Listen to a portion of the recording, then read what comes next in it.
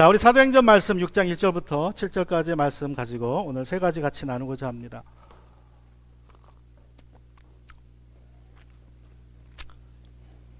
제가 어쩔 때는 그냥 벌스만 가지고 해석을 하기도 하고, 오늘처럼 이제 이렇게 토픽을 먼저 나누기도 하는데, 그냥 하나님이 주신 대로 합니다. 그냥 하나님이 토픽을 주시면 토픽 주신 대로 그냥 탁 해서 나누고, 안 주시면 안 주신 대로 그냥 구절마다 하나씩 해석하면서 성경 구절의 의미를 같이 찾고자 합니다. 오늘은 하나님께서 말씀을 다 쓰고 있는데 다음과 같은 문제에 대한 그러한 교훈을 세 가지로 주셔서 이 세 가지를 중심으로 마치 말씀을 나누고자 합니다.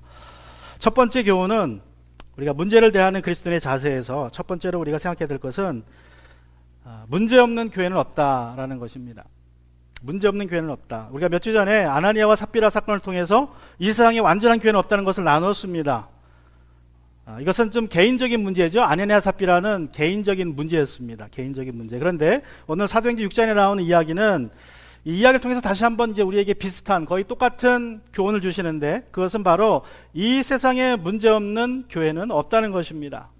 그런데 이제 이번에 나오는 문제는 좀 이 다수가 관련된, 개인이 아니라, 개인의 죄가 아니라 다수가 관련된 그러한 문제를 우리가 보게 됩니다. 예루살렘 교회는 가장 이상적이고 성경적인 교회입니다. 우리가 아는 한, 우리가 닮기 원하는 교회 중에 첫 번째 교회가 바로 예루살렘 교회입니다. 그런데 그 예루살렘 교회에 문제가 있었다는 것입니다. 6장 1절에 보시면 이렇게 시작합니다. 이 시기에 제자들이 점점 더 불어났다. 자, 이 시기라는 말은 분명히 나오지 않지만 성경학자들은 아마도 오순절 이후에 5, 6년이 지난 시점이다. 그래서 주후 한 35년 정도 됐을 것이다 라고 추측을 합니다. 그러니까 이제 5장하고 6장의 사이가, 아니면 그 4장하고 6장의 사이가 몇 년의 갭이 있다는 거예요. 자, 그런데 그리스 말을 하는 유대 사람들이 히브리 말을 하는 유대 사람들에게 불평을 터뜨렸다. 자, 이제 두 부류의 믿는 자들이, 제자들이 교회 안에 있다는 것을 우리가 알게 됩니다. 그리스도 말을 하는 유대인 사람들, 또 히브리 말을 하는 유대인 사람들. 자, 어떤 문제입니까? 그것은 자기네 가부들이 날마다 구워 음식을 나누어 받는 일에 소홀히 여김을 받기 때문이었다. 또 오늘 본문에서 특이한 점은, 제자라는 단어가 사도행전에서 처음으로 쓰입니다. 제자. 그전에는 믿는 자라고 주로 표현했어요. 믿는 자 또는 신자. 그리고 이제 사도행전 11장 26절에 가면 최초로 그리스도인이란 단어가 사용되고 있습니다. 제자는 예수님의 삶과 가르침을 따라서 사는 사람이란 뜻입니다. 예수님의 삶과 가르침을 본받는 사람. 또 믿는 자라는 것은 뭡니까? 예수님을 주님과 그리스도로 믿는 사람을 믿는 자라고 얘기를 하는 것이고, 그리스도인이란 그리스도처럼 사는 사람이 그리스도인이라는 뜻이에요. 자, 그래서 이 제자, 믿는 자, 신자, 그리스도인 또는 성도라는 말은 사실은 동일하게 믿는 자들을 가리키는 말이지 믿음의 단계를 가르치는 말이 아닙니다. 어떤 사람은 믿는 자였다가 제자였다가 성도였다 이렇게 단계적으로 얘기하는데, 그렇지는 않고 다 똑같이 그냥 믿는 자를, 우리 거듭난 사람을 의미합니다. 단지 그리스도 안에서는 어린아이 같은 성숙지 못한 사람이 있고, 또 청년과 같은 사람이 있고, 아비와 같이 노련한 그 믿음의 사람이 있는 것일 뿐이지, 제자가 성도가 되고 이런 것은 없다는 거예요. 자, 이 교회 안에, 예루살렘 교회 안에 두 부류의 사람들이 있었습니다. 말씀드린 대로 그리스 말이 모국어, 그러니까 헬라 말이 더 편한 모국어인 유대인들이 있었어요. 유대인인데 그리스 말이 더 편해요. 거기서 태어났기 때문에. 그래서 지중해 연안 지역, 로마 제국의 어떤 일부 지역에서 살다가 태어나서 그 헬라 문화에 익숙하고 헬라 말을 하는 유대인들이 있었습니다. 당시에 이 필로라는 이 유대인 역사학자에 따르면 이집트에만 100만 명이 살았대요. 예수님 당시에 이집트에만. 특히 알렉산드리아라는 도시에는 도시 인구의 약 3분의 1 이상이 유대인일 정도로, 유대인이 가장 많이 모여 살았던 도시가 알렉산드리아였습니다. 우리 미국에서도 유대인들이 많이 살죠. 한 몇백만 명이 산다 그러는데, 미국에서 유대인이 가장 숫자적으로 많이 사는 도시는 뉴욕입니다. 뉴욕 가면 아예 유대인 섹터가 따로 있어가지고 거기는 히브리 말만 써요. 그 어떤 사람은 평생 그 유대인 구역을 안 벗어납니다. 그 안에서 사업하고 학교 다니고 결혼하고 죽을 때까지 살아요. 그런 데가 뉴욕에 있더라고요. 거기는 그래서 영어를 안 써요. 자기들끼리는 히브리 말을 써요. 그런데 미국에서 유대인 비율이 가장 높은 도시는 뉴욕이 아닙니다. 어디냐 하면 저 마이애미 쪽에 보카 레이턴이라고 있어요. 보카 레이턴이라고 아주 조그만 도시인데 아주 부자 도시입니다. 근데 거기는 유대인 비율이 제일 많아요. 그래서 그 보카 레이턴의 대표적인 종교는 유일하게 유대교입니다. 유대교. 제 생각에는 아마 최소한 50% 이상, 제가 기억하기에는 거의 7, 80%가 유대인이에요. 그래서 그 지역은 완전히 유대인 지역입니다. 자, 이 유대인이 언제부터 그렇게 팔레스타인을 떠나서 이 약속의 땅을 떠나 살게 되었느냐? 주전 722년에 북이스라엘이 아시리아에 망하죠. 그래서 10지파가 다 쫓겨납니다. 잡혀갑니다. 노예로 잡혀갑니다. 또 주전 587년에 유다가 멸망하면서 남은 두 지파, 유다 지파와 에브라임 지파도 이제 다 잡혀가게 됩니다. 바벨로니아로. 또 일부 사람들은 이집트로 도망가 버렸어요. 그래서 이집트에 유대인들이 많아요. 이 혼란의 시기에 잡혀가기 싫어서 많은 사람들이 이집트로 내려갔습니다.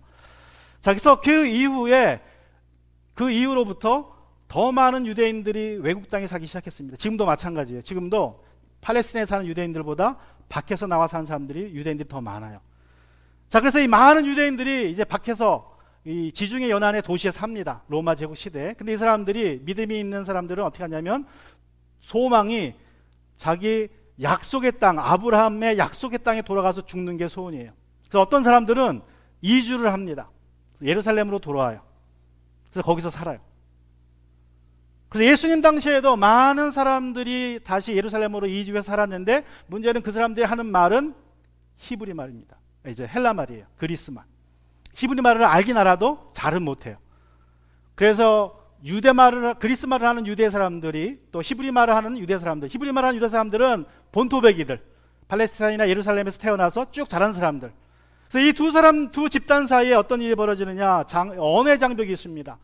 말을 조금 해도 시원치 않죠? 그죠? 우리가 자식들하고 영어로 하지만 시원치가 않는 것처럼 이 사람들 똑같아요.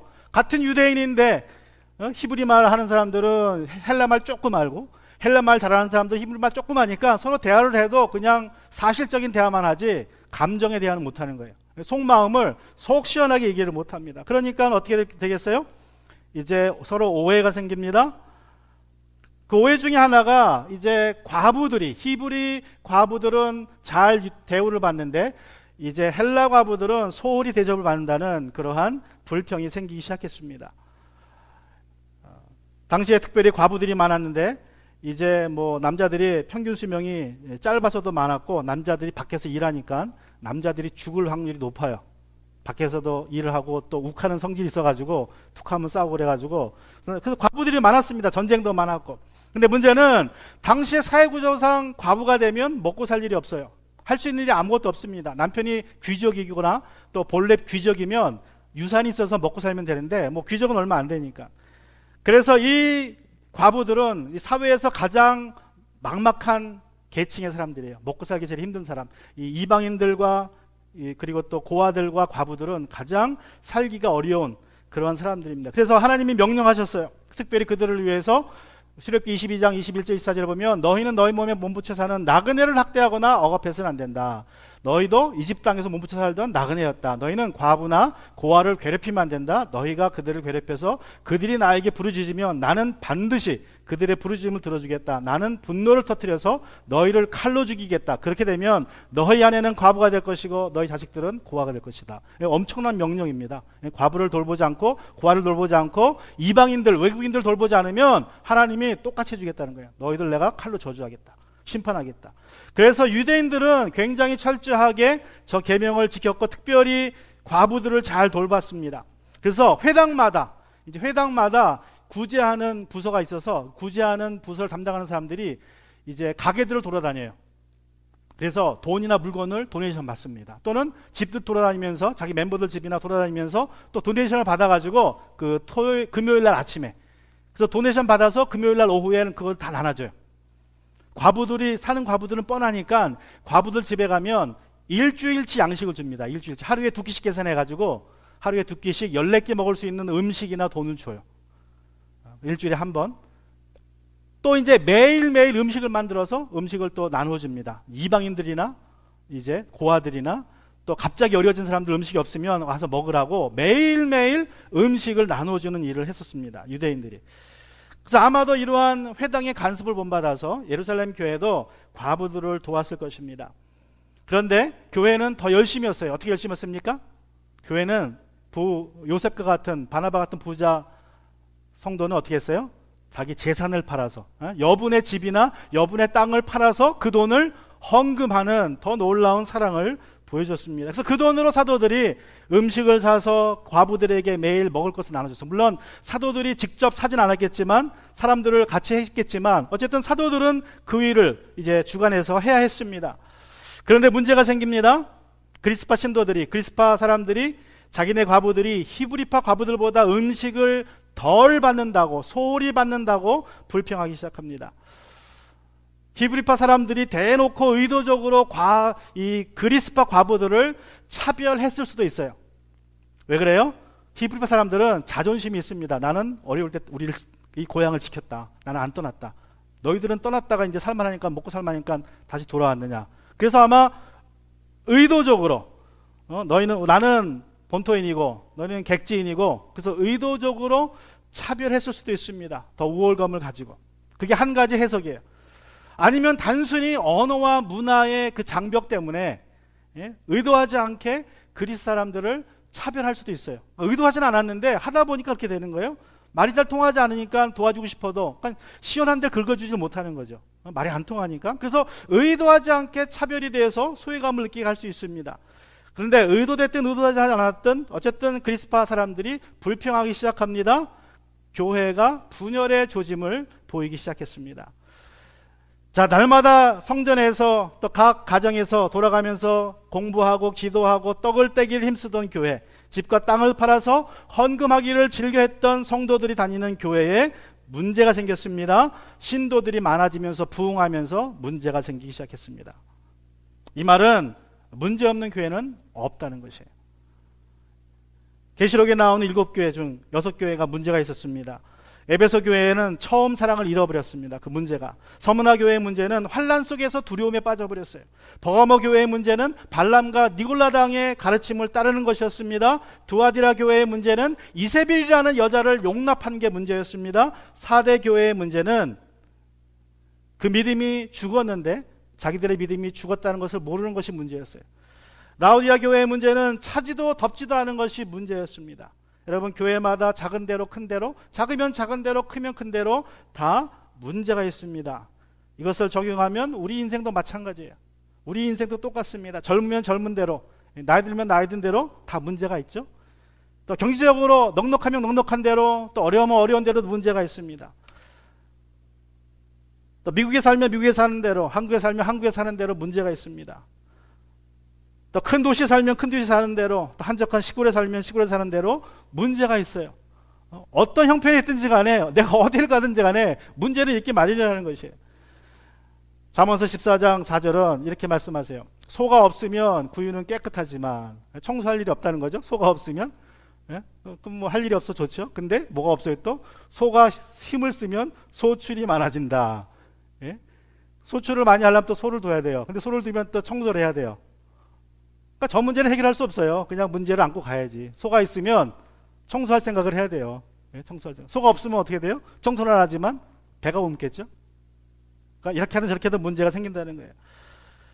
문제는 그래서 어떻게 보면 그냥 우리가 살아있다, 우리가 잘 되고 있다라는 그냥 증거라고 생각하세요. 내가 살아있다는 증거다. 여러분, 이 세상에 문제없는 사람들이 모여있는 곳이 있습니다. 어디입니까? 공동묘지. 공동묘지 가면 아무 문제도 없고 아무 불평도 없고 그냥 조용합니다. 죽어서 그런 거예요. 죽어서. 문제가 있다는 것, 어떻게 보면 내가 살아있다는 그러한 증거이기도 합니다. 그래서 성경적인 관점에서 보면 우리 인생의 문제는 우리가 다 죄인이라는 것을 그냥 상기시켜 주는 거예요. 성경적인 믿음의 관점에서 보면 말씀드린 것처럼 히브리파 사람들이 의도적으로 자기네 과부들을 잘 대해주고 더 많은 구호 음식을 주고 그리스파 과부들에게는 음식을 적게 주지는 않았을 것입니다. 여러분, 그들은 성령 안에서 한 마음과 한 뜻이 된 사람들이에요. 그죠? 사도행전에 나오면 예루살렘 교회의 특징은 한 마음과 한 뜻이 되어서 모이기를 힘쓰는 교회였습니다. 그러므로 히브리파 사람들이 헬라파 과부들을 의도적으로 차별하진 않았을 거예요. 그런데 왜 문제가 생겼습니까? 여러 히브리 사람들은 자연스럽게 평생을 같이 지내오다 과부가 된 사람들을 잘 알았어요.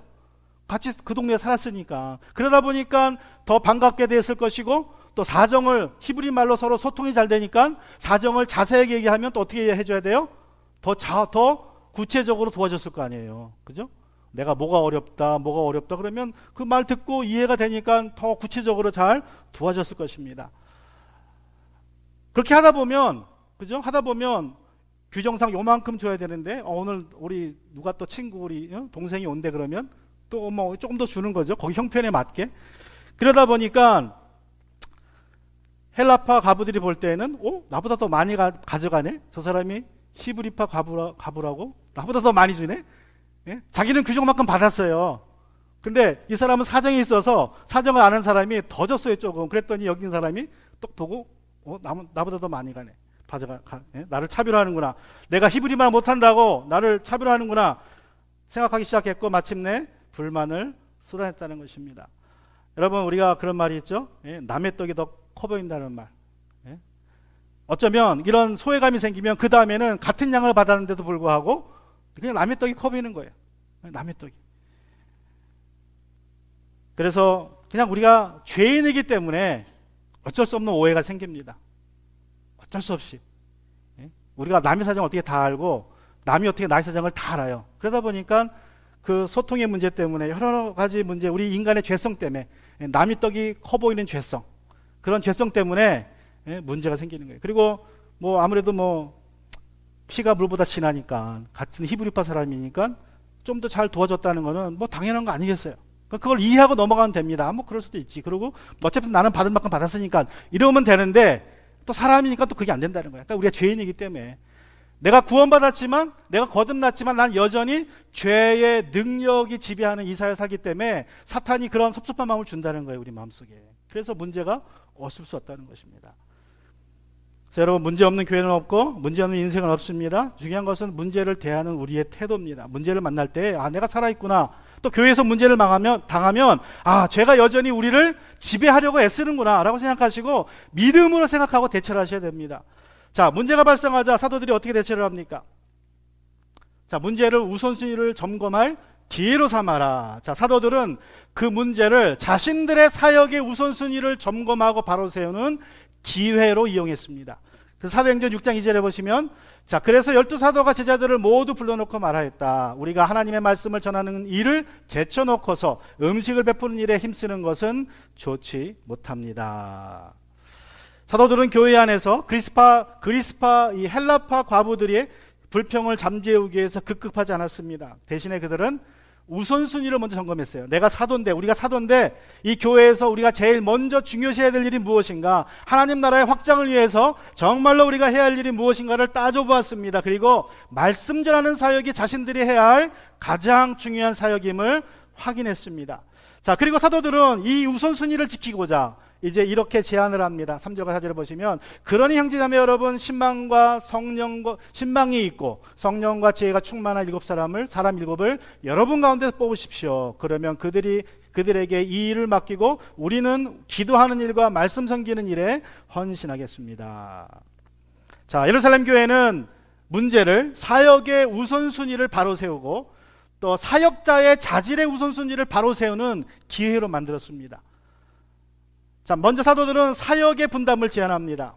말씀과 기도 사역은 사도들이 하고 우리가 하고, 구제 사역은 성도들 중에서 이제 뽑아서 하겠다고 하는 것이 어떻냐고 제안을 합니다.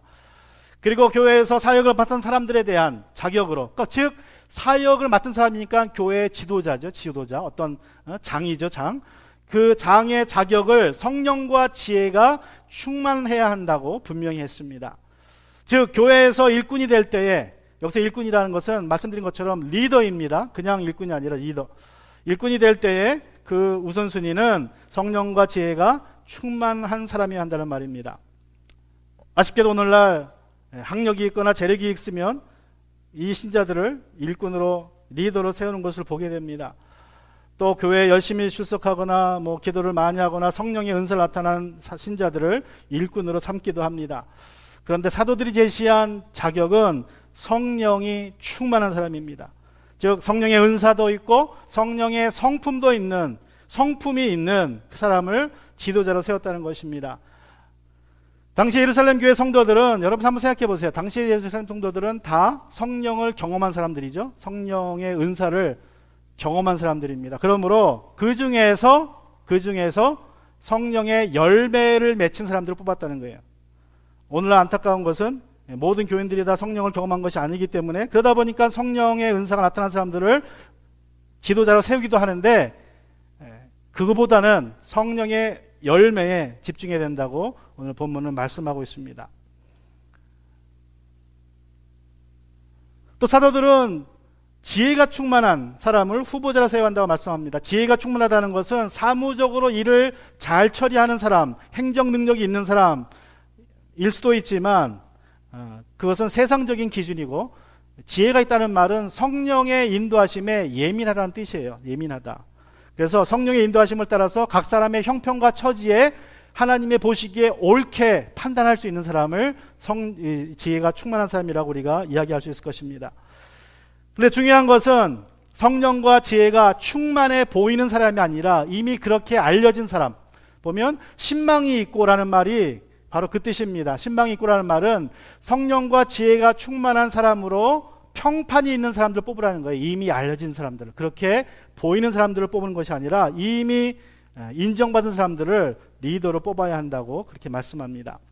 여러분, 교회 안에 사역의 우선순위가 있고 사역자의 자질의 우선순위가 있습니다. 사역의 우선순위는 말씀을 전하는 것이 먼저고, 또 사역자의 자질의 우선순위는 성령과 지혜가 충만한 사람이 우선입니다.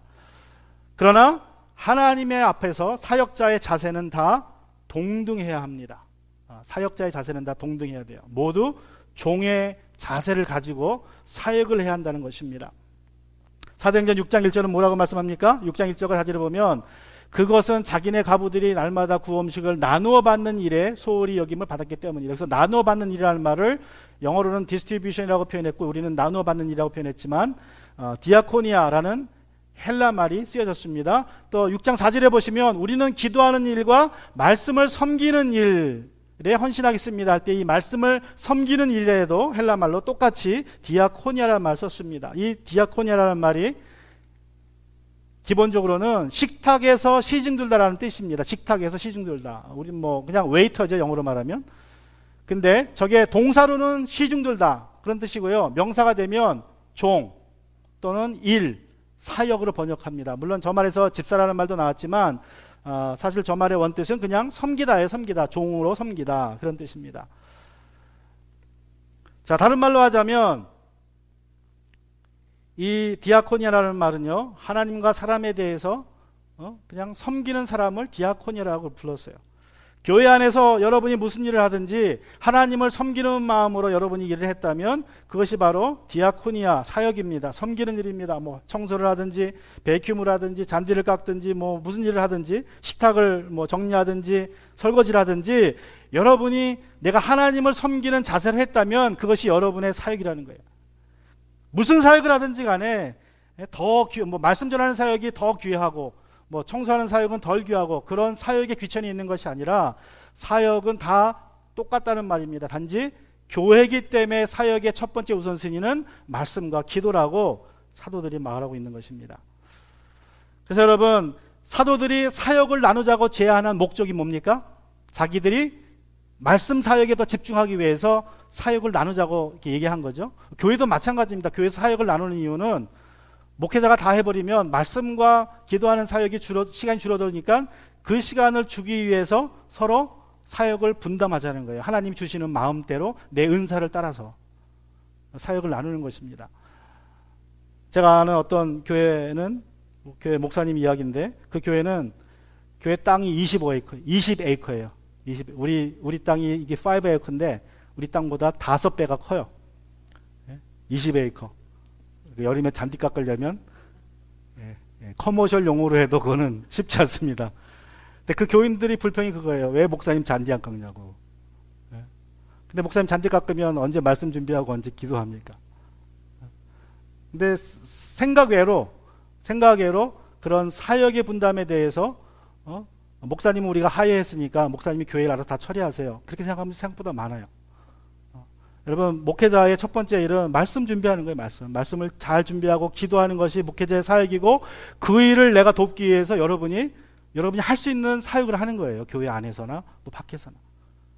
특히 교회 안에서 목회자에게 시간을 더 주기 위해서 그렇게 여러분이 사역을 하는 것입니다.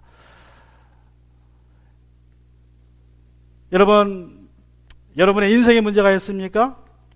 그 인생의 문제를 여러분의 우선순위를 점검하는 기회로 삼으시기 바랍니다. 내가 제대로 우선순위를 갖고 있나? 내가 그리스도인으로서 내 우선순위가 바로 세워져 있나를 확인하시고, 내가 아무리 바빠도 아무리 분주해도 시간 내서 기도해야 되고 시간 내서 말씀 봐야 됩니다. 그것이 우리 모든 믿는 자들의 첫 번째 우선순위이기 때문에 그렇습니다. 또 아무리 사는 것이 힘들어도 늘 성령 충만하도록 힘써야 합니다. 왜 그래요? 우리는 하나님의 일꾼이기 때문에 그래요. 내가 언제라도 교회의 장으로 부름받을 수 있도록 여러분 늘 평소에 성령에 충만해서 성령과 지혜가 충만한 사람으로 인정받기를 힘쓰셔야 됩니다. 내 형편이 어떻든 간에. 자, 사도들이 구제사역을 맡은 일꾼들을 뽑는 기준을 이제 제시했습니다.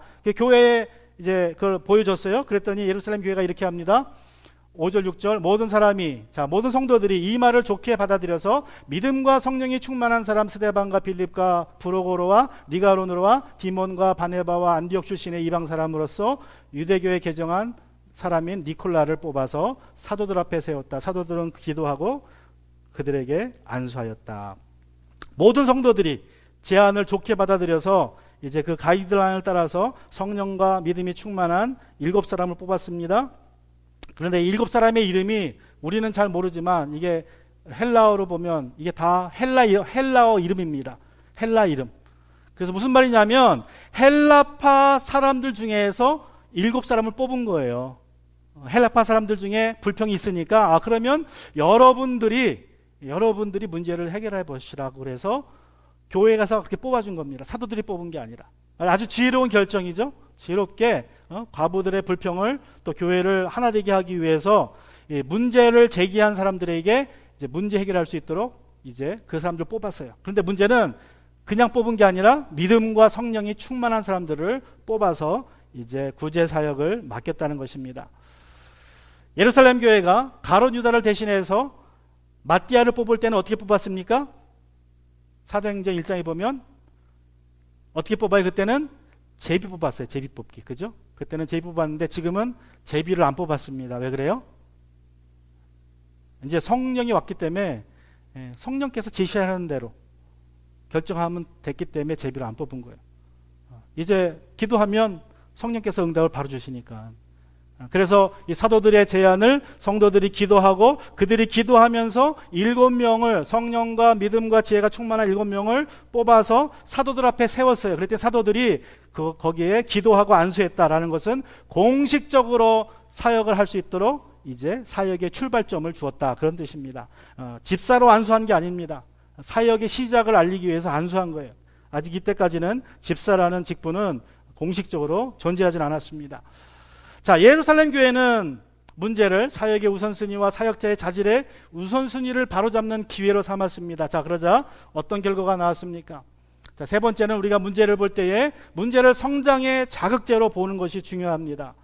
자, 사도행전 6장 7절에 보시면 하나님의 말씀이 계속 퍼져나가서 예루살렘에 있는 제자들의 수가 부쩍 늘어가고 제사장들 가운데서 이 믿음에 순종하는 사람들이 많았다. 예루살렘 교회가 구제 문제를 직면하게 됐을 때 사도들이 우선순위, 사역의 우선순위를 점검하고 사역자의 자질의 우선순위를 점검해서 바로 세웠더니 그 결과가 어떤 거였어요? 성장이었습니다. 성장. 그런데 여러분, 이 성장은 그 앞서 성장하고 달라요. 사도행전 6장 1절도 뭐라 그래요? 거기도 제자들이 점점 불어났다 그랬죠? 그때도 성장했어요. 그죠? 지금도 성장합니다. 예루살렘에 있는 제자들의 수가 부쩍 늘어가고 있었다. 자, 그때도 성장했고 지금도 성장했지만 이제 지금은 성장이 조금 다른 더 놀라운 성장이 일어납니다. 어떤 성장이에요? 제사장들 가운데서도 이 믿음에 순종하는 사람들이 늘어났다. 자, 이 성장은요, 제사장들이 예수 믿기 시작했다는 것입니다. 제사장들이. 이거 아주 특별한 일입니다. 왜 그러냐면 여러분, 제사장은 어디를 중심으로 일하는 사람들이에요? 제사장은 어떻게 먹고 삽니까? 성전에서 일하면서 먹고 살아요. 제사장이 반차가 있습니다. 24반차가 있어서 1년에 보름씩 예루살렘의 성전에 올라와서 하루에 2번씩 제사를 드리고 성전을 청소하면서 거기서 나오는 것으로 먹고 살아요. 1년에 보름을 이제 돌아가면서 일합니다. 돌아가면서 보름씩 또는 한 달씩. 예? 그래서 성전에서 먹고 사는 사람들이에요. 이 사람들이 당시에 예루살렘의 그 팔레스타인 지방에 8,000명이 살았더래요. 8,000명이. 그 8,000명이 돌아가면서 예루살렘에 올라와서 성전 일을 돌봅니다. 제사를 드리고 그리고 돌아가요. 이 사람들은 성전 때문에 먹고 살고 성전 때문에 사는 사람들이고 그렇게 수천 년을 살았어요.